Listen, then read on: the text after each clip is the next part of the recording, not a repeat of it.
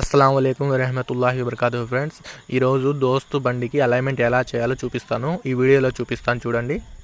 Customer అయితే బండి తీసుకొని వచ్చాడు. మన సుమన్ అన్న అయితే డ్రైవింగ్ చేస్తున్నాడు.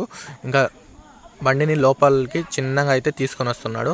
ఇంకా కరెక్ట్ పొజిషన్లో అయితే బండిని నిలబెట్టేశాడు. ఇంకా మన అరుణ్ భాయ్ అయితే 4 టైర్లకి సెన్సార్లు ఫిట్టింగ్ చేసేసారు.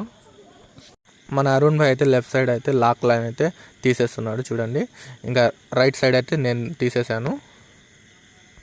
మన సుమనన్న స్టీరింగ్ రొటేషన్ చేస్తున్నాడు. లెఫ్ట్ సైడు రైట్ సైడు చేసేసాడు. ఇంకా స్టీరింగ్ని మిడిల్లో పెట్టేసి స్టీరింగ్ని లాక్ చేసేసాము. స్టీరింగ్ ఎక్కడికి కదలకుండా స్టీరింగ్ని లాక్ చేసేస్తాము. ఇంకా అలైన్మెంట్ చేయాలంటే స్టీరింగ్ కంపల్సరీగా లాక్ చేయాల్సిందే. ఇంకా నెక్స్ట్ అలైన్మెంట్ చేయడానికి గుంటలో అయితే దిగాడు మన సుమనన్న. అలైన్మెంట్ అయితే చాలా మారిపోయింది. మనకి అలైన్మెంటు గ్రీన్లో ఉండాలి చూడండి. రైట్ సైడ్ అయితే రెడ్లోకి వచ్చేసింది. రెడ్లో ఉంది కదా, దాన్ని అయితే లెవెల్ చేస్తున్నాడు సుమనన్న.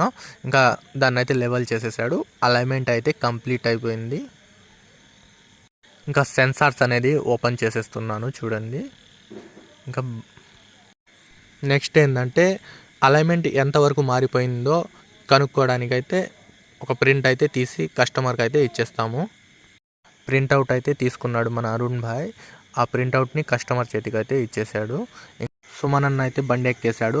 బండిని అయితే బయట పెట్టేశాడు. వీడియో ఎలా అనిపించిందో లైక్ చేసి కామెంట్లో చెప్పండి ఫ్రెండ్స్. సబ్స్క్రైబ్ కూడా చేయండి ఫ్రెండ్స్. నెక్స్ట్ వీడియోలో కలుద్దాం ఫ్రెండ్స్. Bye friends.